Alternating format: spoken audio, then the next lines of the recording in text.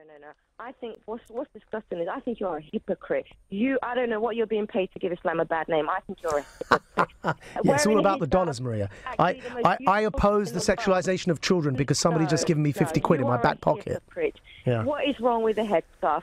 I've just told you what's wrong with it. There's nothing wrong with it. Yeah, there is. Lots wrong with it. No, you're just a hypocrite. Okay, Maria, so let me ask you, what's the punishment, Maria? Maria, I'll tell you what's wrong with it. What's the punishment? What's the punishment for sin in Islam? That's between God and the sinner. Yeah, I know. If God were to choose to punish, what is the punishment? I have no idea because I'm not God. Maria, stop trying to obfuscate. Do you believe in hellfire, Maria? I do believe in the hellfire, yes. There we are. That's a simple answer to a simple question. You believe in hellfire, and you also believe that an adult, mature Muslim woman who doesn't wear a headscarf, knowing the obligation, is sinning. Yes? Did I say that to you? Did I say that? No, Maria, is it a sin not to wear a headscarf? In my mouth.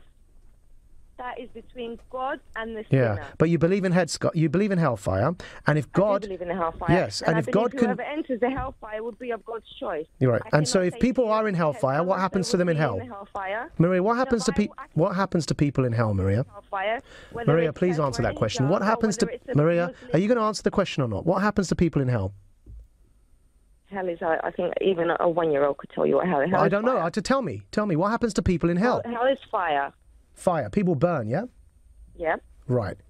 The reason I think it's child abuse to tell a young child at 4 years old that they've got to avoid sin and get used to being modest because the consequences of sin, if God so chooses to punish them, is to burn in hell. Imagine the imagination of a young child being abused in that way, being told as a young 4-year-old girl that when you grow up, to avoid being burnt in hell because God could potentially do that to you if he so chooses. And by the way, you could imagine he would do it on 1 or 2 occasions at least. Otherwise, what's the purpose of hellfire existing in the first place if nobody's going to go there, right?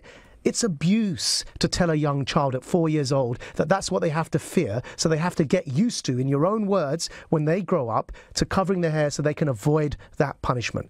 It's disgusting. And I think everybody listening is cringing right now when they heard you say that about hellfire and burning, because that's the kind of stuff we as Muslims are teaching our children. And, you know, I feel sorry for those 4-year-olds and those 5-year-olds and those 6-year-olds, all the way up to, yes, adulthood, who believe genuinely that that's what's going to happen to them if they don't obey God and obey their parents. I think that's psychological. You didn't frankly have the balls to put country before party.